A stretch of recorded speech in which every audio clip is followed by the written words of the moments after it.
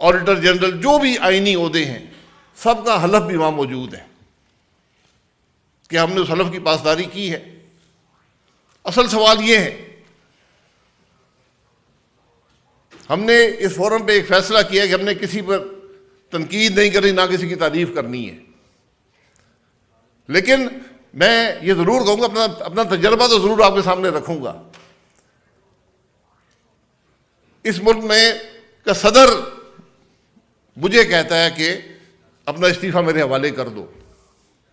As MNA अपना इस्तीफ़ा, इस मुल्क का सदर रात की तारीकी में MNAs के इस्तीफे जमा कर रहा था कि हुकूमत को ख़त्म करूँगा। इस मुल्क की फ़ौज का सरबराह कहता है अपनी पार्टी बदल लो। इंटेलिजेंस का हेड कहता है कि तुम इलेक्शन नहीं जीतोगे। ये सब चीज़ें हमने देखी हैं।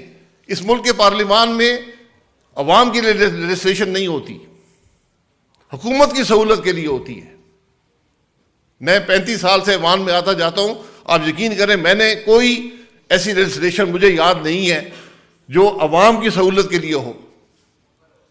हर लेजिस्लेशन ये होती है कि हुकूमत किस तरह अपने मामलात को बेहतर चला सके। काबीना के अंदर क्या फैसले होते हैं, फैसल सब्जवारी साहब जानते हैं किस तरह होते हैं, क्या उनकी क्वालिटी होती है उन डिसीजंस की, किस सोच के साथ वो आते हैं। ये वो नाकामी है जिन्होंने हमें यहां पर पहुंचाया है। ये आज मैं फिर कहूंगा, कोई भी इससे बड़ी जुल्मा कह दे अपने आप को, मैं उससे तकरार करने को तैयार हूं। इसलिए आज हमें सबसे पहले ये कबूल करना है कि ये गलतियां हमने की हैं, वहां से सफर की इब्तिदा होगी।